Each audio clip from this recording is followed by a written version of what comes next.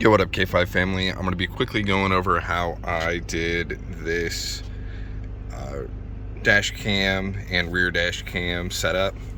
The one I used is a Wolfbox G40S. It was about $130. It has 4K resolution on the front and 1080p in the back. If you hardwire it, it'll have a like a time-lapse mode where it'll take a picture every second and turn it into a video, even when your car's off, to avoid like draining the battery. It won't do a full video, but that's pretty nifty. But I will quickly go over how it works. So I have two wires coming out of here, one for power, which is this one, and then one for the giving power to the rear dash cam, and pretty much the wires run right up here, up above this trim, and I tuck them into the headliner here. I did that on both sides. I ran one on this side, one on this side. I ran the one on the right all the way to the back. No particular reason, just I didn't want both wires running on the same side. Just I didn't want it getting cluttered. And then it runs along here, and you can just tuck it up with your finger. Here you have this trim piece. You're gonna want to run the wire, like try to tuck it in here. I'd recommend getting a set of plastic pry tools for like trim removal, and just being able to pull this up and tuck the wire. It wasn't too bad here. And you're wanting to pull the wire over to the weather stripping, which I would recommend just pulling down.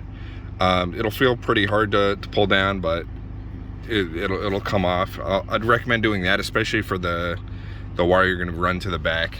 And after you pull off the weather stripping, you're going to run it all the way down here. You're going to get here where it's like the hardest bit. To make this easier, since you're going to have pulled off the weather stripping, you're going to get a trim tool, and you're going to pull this off, and this is where you're going to wire to the fuse box. And for the fuse box, we have like mini fuses. I'll take a picture of the diagram. There's just one fuse here on the left side, one fuse on the right side, one for constant power, one for accessory. And I just tapped right into the fuse. I need to get an actual holder that's fused, but this thing itself is fused, so I wasn't too worried about it. This comes off pretty easy. You just pry. I mean, I fucked it up here. My brother ended up getting it because he actually does this for a job. You're gonna pop this off, and you're gonna be able to run your wires really easy, and that'll be the power wire section. As for the rear camera,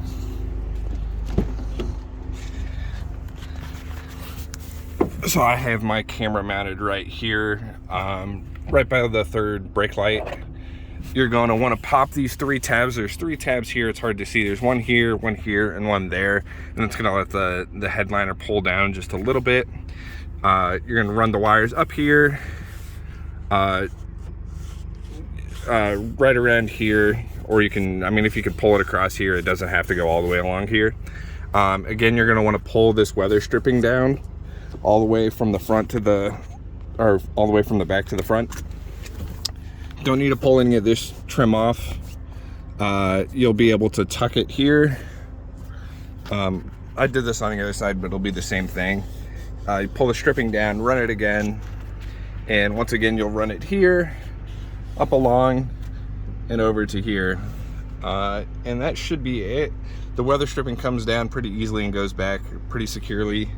And yeah, pretty clean install. All that you see is these two little wires up here and this little run of wire, which you could make even shorter if you mounted this camera back further, but I think it's pretty clean.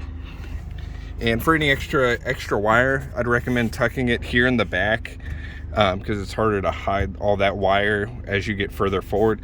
There's a lot of room here in the headliner to hide it, so I'd recommend doing that. Let me know if you have any questions.